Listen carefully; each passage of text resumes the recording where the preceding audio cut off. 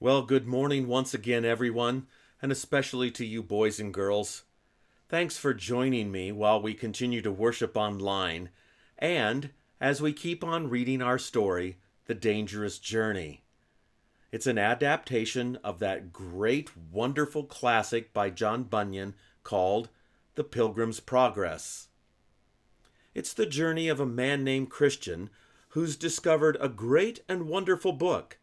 We know it's actually the Bible. And it's going to show him the way from the city of destruction to the celestial city. When Christian heads off on his journey, he meets with many a variety of characters, each depicting, well, a great variety of people that we'd meet in our own lives. Some have sinful hearts, some have good and righteous hearts. When last we'd left Christian, he'd gone up this narrow path walled on each side, and he came to the foot of a small cross. And as he looked upon the cross, that burden, which was really the guilt of his sin, at last was released, rolled into a tomb never to be seen again.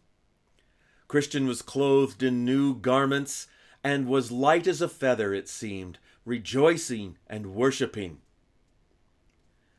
It seemed like his journey might be complete, but it was really only beginning. There were yet many dangers ahead.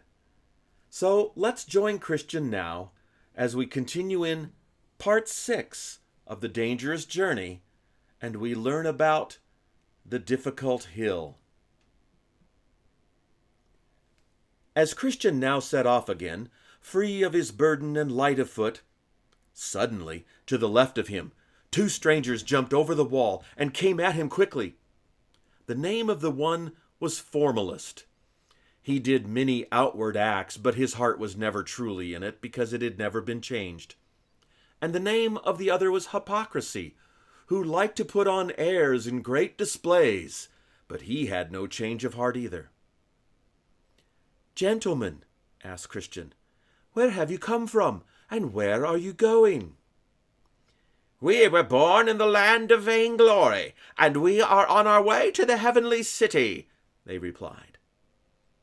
"Then why did you jump over the wall, instead of coming through the narrow wicket gate? Did you not know that he who climbs in by some other way is not but a thief and a robber?" "Well, it's a long way round to the wicket gate," said Hypocrisy. "Our countrymen always take this short cut. They've been doing it for hundreds of years, so it can't be wrong." "But it's breaking the rules of the journey," replied Christian. "What's it matter how we did it?" said the 2 men. "If we're in, we're in." "I walk by the rule of my master. You follow your own fancies," Christian answered. To this they gave him no answer, only they looked upon each other and laughed. And so they continued on their way, the 3 of them together. I beheld then that they reached a crossroads. One broad road turned to the left, another broad road turned to the right, while the narrow road went straight on, up the great back of the hill called Difficulty. Which one would they choose? Formalist chose to go to the left, which led him into a dark wood. Did he but know it, the road there was called Danger, and he lost his way forever. Hypocrisy chose to go to the right, which led him into rough ground full of holes and hills and bumps. Did he but know it, the road was called Destruction. Here he stumbled and fell and rose no more. As for Christian, he paused and drank at a spring to refresh himself. Then, after looking both ways, he started briskly straight on up the hill. But soon he was wondering, had he chosen wisely? For he went from running to walking, from walking to clambering, and now he was on his hands and knees because of the steepness of the place. And then, just as he was about to give up, midway to the top of the hill, he espied a pleasant arbor made by the Lord of the hill, for the very refreshing of weary travelers.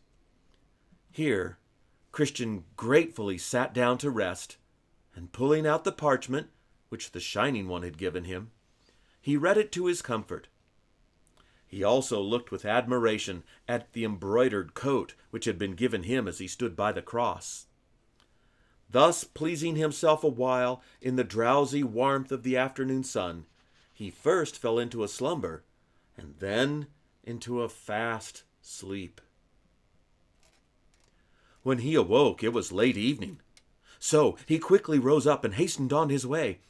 And then coming toward him, he heard the sound of running feet, and out of the twilight 2 men appeared.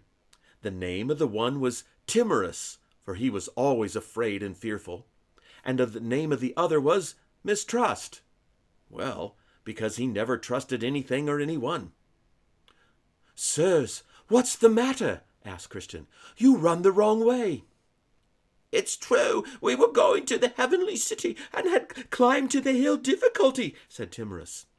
"But the further we went, the more danger we met, and therefore we turned and are going back." Yes, there were 2 lions in the way," added Mistrust. "Whether asleep or awake, we don't know, but we agreed that if we came within reach, they would tear us to pieces." And so saying, Timorous and Mistrust ran on down the hill, leaving Christian much perplexed, for he now said to himself, "If I go forward, I shall perish.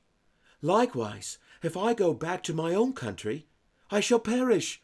What am I to do?" Then he remembered his parchment, and felt for it under his coat.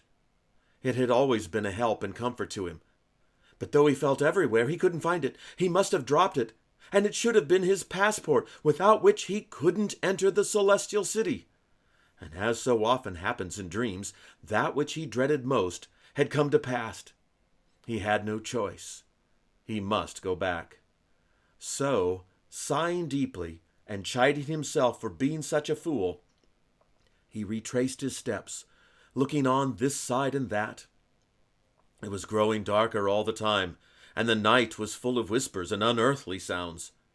Dark though it was when he reached the arbor, God directed his eye to the place where the parchment lay. It must have slipped from him while he was asleep. With great joy he picked it up, but then he cried, "Oh dear, I have trod the same road 3 times, which I should have trod but once. How far might I have been by now, had I just gone upon my way?" He truly feared that he would be benighted. "O thou sinful sleep," he cried, "for thy sake I must walk without the sun." He also remembered how Mistrust and Timorous had been frightened by the lions. "These beasts," he said to himself, "seek their prey by night, and if they should meet me in the dark, how should I escape them?" And again he asked himself, "What shall I do?" There was still light enough to read his parchment, and this is what he read. "Desire now a better country, that is, the heavenly one." And with these words to strengthen him, Christian resumed his climb. Lifting up his eyes, he saw against the sky the towers of a stately palace, the palace beautiful.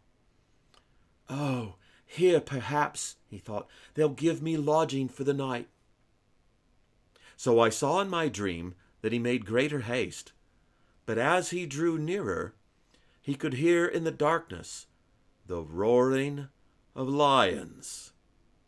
And the only way forward was along a narrow passage, which is only about a furlong from the porter's lodge. This he knew was the place from which Mistrust and Timorous had fled, and Christian was never so near to running back after them. Well, this ends part 6 of Danger's Journey.